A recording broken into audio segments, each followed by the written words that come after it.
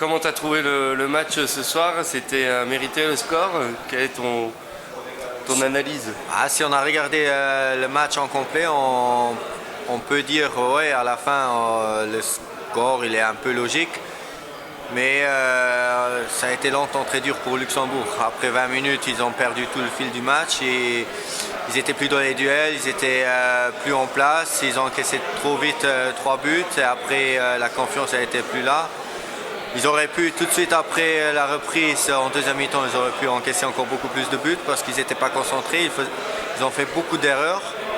Et puis il y a Mario Much qui a sur une frappe un peu voilà, sur une frappe venu d'ailleurs. Ouais, venu d'ailleurs, ils ont marqué. Ouais. Mais à partir de ce moment-là, l'équipe de Luxembourg elle a été supérieure. Il y a la confiance qui est revenue. Ouais. Et surtout après le 3-2, ils étaient plus concentrés, ils étaient mieux dans les duels. Et la Slovaquie, on a bien vu qu'ils doutaient. Ils ont commencé à réfléchir. Et voilà, à la fin, le quatrième but, on n'a même pas besoin de tenir compte parce qu'il est tombé parce que Luxembourg il a tout essayé. Mais voilà, la réaction elle était bien de Luxembourg. Je crois que c'était un manque d'expérience ou une fatigue le manque de concentration ou une fatigue après le match contre l'Espagne ou je sais pas. Je ne crois pas que c'est la fatigue. Si on regarde les 20 premières minutes, c'était un match très ouvert. Il y avait des occasions de gauche et droite. Mais c'était surtout celui qui marque le premier, il va prendre un peu le dessus et c'est ce qui s'est passé. La Slovaquie, ils ont marqué et après le Luxembourg, ils sont tombés dans un trou. Ils ont commis beaucoup trop d'erreurs, des erreurs de jeunesse, on peut dire, de manque de concentration. Mais je ne peux pas dire que c'est de la fatigue parce qu'on a bien vu, ils ont tenu le choc jusqu'à la dernière minute. Alors, c'était pas la Comment toi, tu as de l'expérience au niveau sélection, comment tu trouves cette équipe? Elle est prometteuse, là il n'y a que 4 points en qualification, mais c'est quand même 4 points. Quel bilan toi tu tires? Si on regarde maintenant toute la qualification, si on regarde seulement les 4 points, on peut dire que c'est pas assez. C'est pas mieux que les qualifications d'avant, mais si on regarde le jeu qu'ils produisent, c'est énorme. Ils ont beaucoup progressé dans le jeu. Avec ballon, contre le ballon, c'est vraiment agréable à voir. Mais il faut dire aussi, dans le foot, ce qui compte, c'est les points.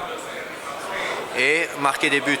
On a beaucoup, surtout au premier tour de la qualification, on a beaucoup trop raté d'occasions. C'est un grand problème, il faut travailler là-dessus parce que ça ne sert à rien de bien jouer, de bien défendre, de bien presser si on ne marque pas et après on encaisse le but et on perd le match. Le but doit être de marquer, d'être bien en place, de marquer et de prendre des points. Mais il y a du potentiel, c'est... Absolument, c'est une équipe et surtout le cadre, si on regarde, on a maintenant 18-20 joueurs qui sont sur un niveau presque égal. Donc je crois que ça n'a jamais existé une équipe avec autant de potentiel qu'il y a maintenant. Donc ça peut devenir la meilleure équipe luxembourgeoise de l'histoire ou c'est déjà la meilleure équipe? Ça doit devenir. Ça doit? Ça doit, c'est une obligation avec tous les joueurs qui jouent à l'étranger et tout ce qu'on met en place, ça doit devenir la meilleure équipe et je l'espère pour nous et pour le futur que ça va devenir la meilleure équipe qui a jamais été là, le Luxembourg. Toi, ça te surprend pas? C'était déjà un petit peu l'évolution quand tu étais... Non, ça ne me surprend pas du tout parce que si on regarde, ça a commencé avec la mise en place de Allers qui est venu, qui a mis en place toute autre structure, une structure beaucoup plus professionnelle.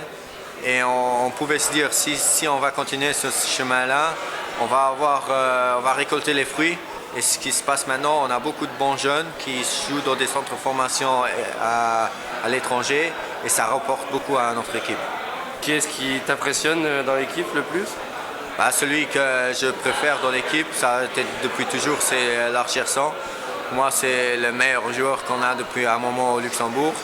Le seul truc qui lui manque, c'est de temps en temps devenir encore plus le patron, de faire plus de coups de gueule dans l'équipe. Mais on a bien vu contre l'Espagne qu'il peut le faire et qu'il est en train de faire le trou. Ouais, ok. Et Christopher Martins? Christopher Martins, il a un potentiel énorme, mais il doit le démontrer encore plus souvent. Il a des forts moments dans un match, mais il a encore beaucoup trop de trous dans un match. Il doit faire des matchs complets sur 90 minutes et pas seulement sur des phases de 5-10 minutes parce que c'est vrai que le potentiel qu'il a, il est énorme. Surtout la facilité d'éliminer des joueurs, c'est énorme. Mais voilà, j'attends d'un très bon joueur qui fasse des matchs complets et pas des matchs seulement à 5-10 minutes.